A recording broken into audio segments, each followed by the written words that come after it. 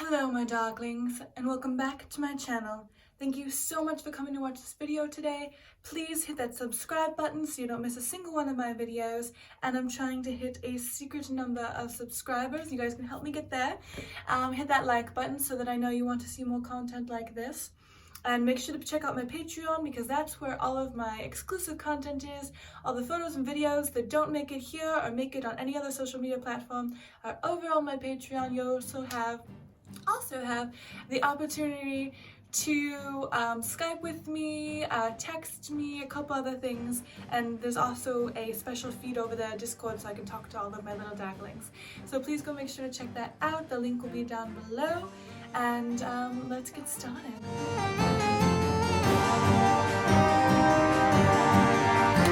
Alright, so I am now out of Vicky's accent. My little darklings over on my Patreon are the ones that voted for this video to be coming out today. And besides them, I have also had a lot of requests for the origins of Vicki. So, where do I begin? I was thinking of writing like a timeline down and everything, and I'm like, oh my god, that's just like too much, and I figured I would just come on here and talk from the heart to you guys about Vicki and how she came about. And pretty much to do that, I have to start and talk about myself because Vicki is a part of me. She is like the alter ego of myself, like the person I always wished I was, kind of, in a way. Also, she's just like a fictional character, so she's like a little bit of me, a little bit of what I wish I was, and then like just a character all of her own. So it pretty much started, the place I can pinpoint it is when I was 7. I'm going to try to put as many photos and other things I can find here so you guys can see what I'm talking about. But I was a vampire for Halloween, and then I was a vampire for Halloween the following like 9 years after that. I think in between there a little bit I was a couple different things, as well as being a vampire. Like 1 year I think I was Tomb Raider, or Lara Croft from Tomb Raider, I should say. I think I was like a dead bride. I was Avril Lavigne 1 year, which actually was the first time I've ever wearing like punk makeup and stuff like that, and I had a lot of people tell me that I should wear that type of stuff all the time because it fit me really well. Go figure. But after that, so I've just started loving vampires. I am an artist, so I do draw and paint. I also do digital art, and ever since I was drawing, I just started drawing a bunch of different vampires. So I'm going to insert terrible, horrible drawings that I did when I was younger over here. It's so many different vampires. I was inspired by so many different films. My favorite vampire movie ever is Lost Boys. I absolutely love David. He is my favorite vampire ever. I also really like Louis from Interview with the Vampire, and oh my god, so many others. I really like vampires. I don't like the Vampire Diaries as much. Twilight, I read the books way before the movies ever came out, and the books were amazing and a whole different world, and he wasn't sparkly, you know, like wussy vampire. In the book, his skin was actually made of diamonds, which is the hardest substance known to man, so it was completely different. He wasn't just glittery, so he was a lot better in the books. And then Robert Pattinson also was horrible, so he really made that way worse. And then all the little fangirls made that terrible, but I did like Twilight a lot, and when it first came out I was happy because my book became a movie. But that's definitely in the low totem of vampire movies. I love Blood Rain, so girls. So where I got the inspiration for Vicki and the vampires I love. I love Blood Rain, which is probably why I love this haircut so much. I was actually her for Halloween 1 year. Here you can see. And I love Akasha from Queen of the Damned. She's gorgeous. I want to cosplay her outfit one day so badly. I will definitely do it. And then the other cosplay that I have to do is Celine from Underworld. I also love her look and her vampire. I just love the badass vampire aspect. So I used to take pictures in like vampire form. I guess like I would make vampire faces and like poses all the time. Some of them I would take to use for drawings, and some were just because fun, because that's really what I did. I took a lot of pictures of vampires as being a vampire just for fun. I had bright blue contacts at one point in time. I was kind of vampire-y. And my favorite artist was, or actually pretty much still is, Victoria Francis. I had a poster of her on my wall for the last 13 years. I took it down last year when I hung up a bunch of different art. This poster, if you guys saw, I think I put it in one of my stories, that I was not allowed to have the poster. My mom said no, and I mean, I understand it's kind of sexual looking, I get it. And then I asked my dad and he took me to Spencer's and I bought it. So $7 poster, because posters were $7 back then. I remember, it made me so happy. I absolutely loved it and I wanted to be the girl in the poster so badly. I actually have a different piece of Victoria Francis art on my wall now. This one, I don't know, I guess I was trying to do more grown up, like, ooh, this is art now. So I have that, and that's also where I drew a lot of inspiration to draw some of the vampires that I did draw. Back to not being able to have the poster. I loved Goth Aesthetic. I loved punk clothes, goth clothes. I got somewhat into goth and punk music, not as much, and the reason is I was not able to dress punk and goth. My parents' family are super supportive now, but back in the day, I was taught that people that dressed that way were not good people. They were like scrubs on society or into devil worship, satanic stuff, or, you know, worthless and don't have jobs. So that's what I was taught, and I wanted to wear the stuff in Hot Topic so badly, especially corsets, and I was not allowed to, which sucked. So I went a completely different route, which is totally fine because that's another side of me too. I still am way into the ocean and beach and stuff like that, so I wore a lot of puka shells and Hollister.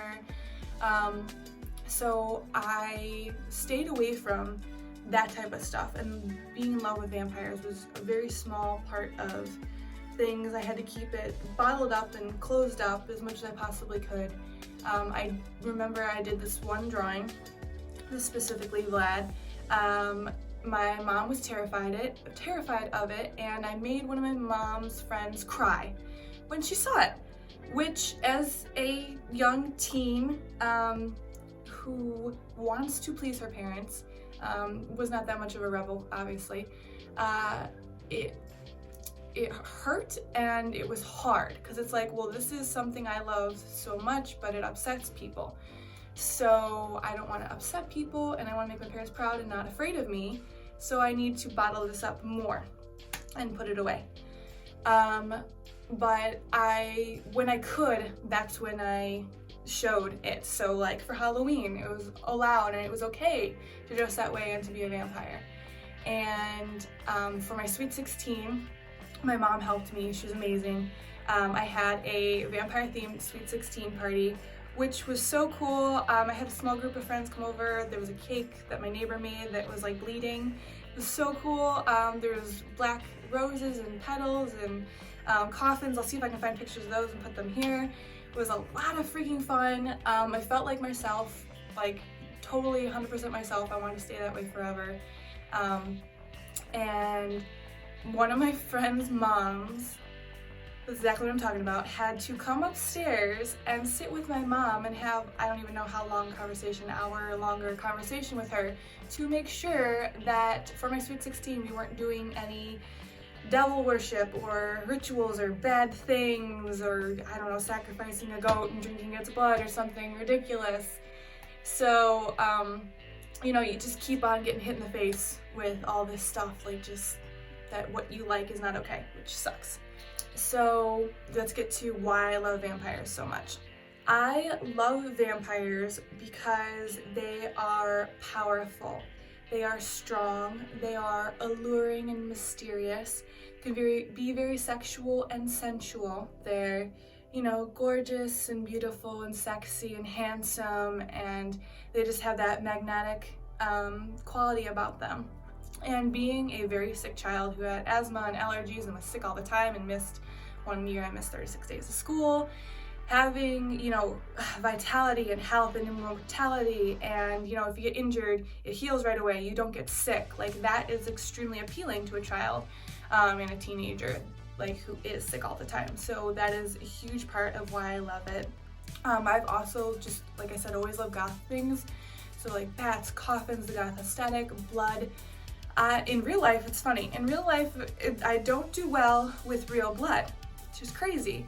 In movies, I absolutely love blood and gore. No idea, apparently my brain can make that separation, but that is the main reasons why I love vampires so much. The aesthetic of the fangs, like having these in all the time just makes me feel normal. It makes me feel me, which is kind of crazy, but I feel like they should be this way all the time. You guys have seen that I have my own little fangs. They used to be a lot more pronounced and sticking up and forward before I got Invisalign. So I was always kind of like a little vampire anyways, and I do have 2 slightly different colored eyes, which I always thought was super cool and kind of vampire-esque. But being an immortal would just be amazing with all this power, and also with all that time that you've lived. You can learn so many different things. I've never had enough time. Like, when I was younger, I like tried to learn hieroglyphics. I did that, learn the alphabet, like, but I don't have time to learn like 12 different languages and then 12 different instruments and learn how to paint with all these different things. It's just, being a vampire, like, I would have so much more time. I was in AP classes and I never seemed to have enough time for all my honors homework and for sports and for, you know, friends and everything. So vampire just has so much time and so much money that they can do all the things I want to do. I haven't really been able to travel or do a lot of things I want to do because I haven't had the money to do it. So being a vampire, you have all these more opportunities for you that I don't have. I would literally lay in bed at night and, I don't know if pray is the right word, or ask, but I would silently ask, you know, very quietly, I guess not silently, quietly ask, if there was any vampires in the area, please come turn me and take me away from this hell. So wanting to be healthier and have more money and have more opportunities and have more time and be stronger is definitely what I was looking for. And I was also bullied by all my peers, or not all, but most of my peers and a lot of my family. So if I'm a vampire, you can't really, you know, bully me, because I will kick your butt and, or, you know, just make your life horrible. So you can see why I love vampires so much and why I still do, just because I still love all the qualities and the aesthetics. So now the good part, or we're getting to the good part, I should say. How Vicki came about. So Vicki is actually a character I created 7 years ago. I was really into drawing comic book characters, so you can see her right here. I do intend on redoing her because my skills have gotten a lot better since this drawing. Back then I had a friend who was very, very nice of him. He colored it for me digitally because I didn't know how to do that yet. And I didn't like the way it looked. It was so nice of him, but it was supposed to be more like black leather. She did have red hair, because I always loved red hair. I think that I actually created her. I created her before I had red hair for 3 years. I dyed my hair every single color red you can possibly think of. Anyway, so she is this comic book character. She's got her giant Psythe, which is why her name is Vicki Psythemore. And it's spelt with the P because it's psychic.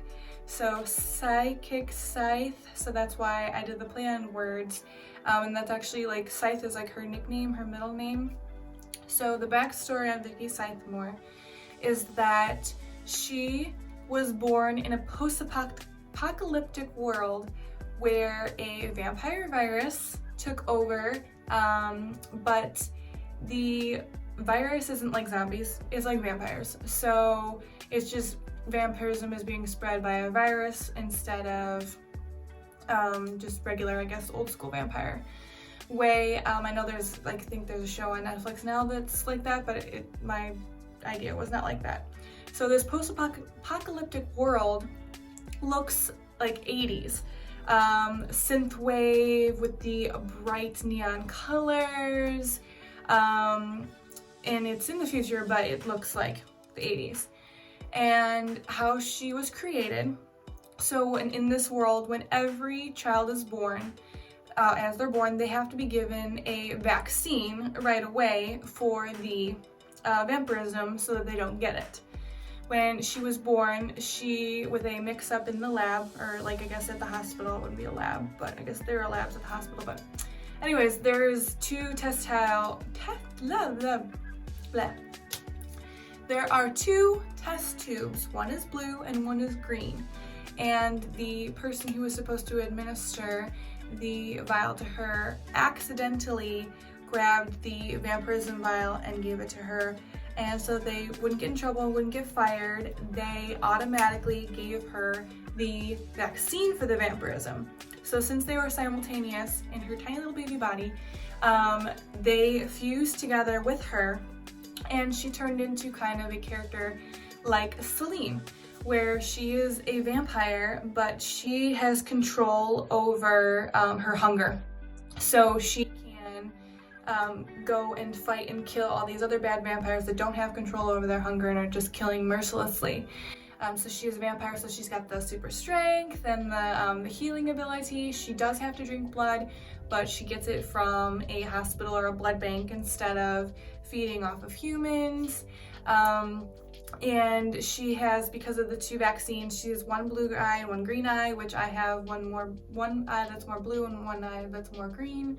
The giant scythe that she carries around is how she kills the vampires, because she has to chop off their head. I think that's pretty much it about her. Like, that's just, she's this cool anti-hero that I created by pulling different things from different things that I really liked and then making her completely brand new, something I've never seen before. So that is Vicki Psythe. And ever since I created her, I used that name as, you know, my tag name for playing video games and on my Xbox, and I used it in I think a couple other things. So last year, for October, I decided that I was sick of not being my full self and enjoying my life to its fullest. I was living my life to its fullest, but I wasn't doing all the things that I love, if that makes sense. So I was still me, but just not exploring all of the things that I loved for so long. I wasn't even thinking, about it. Like, oh my god, I haven't been able to be punk when I was a kid. I should, do that goth, stuff right away. That was never really a thought in my head. It just kind of started coming about last October. I decided I've always wanted to get a set of fangs. Ones that actually fit and look good. I've tried the little Halloween ones, they don't really work so well. So I got these. I've always wanted to do red color contacts and black and white color contacts. So I did that. And I haven't had my hair dyed a crazy color in a long time, so I decided to do the yellow, orange, and black.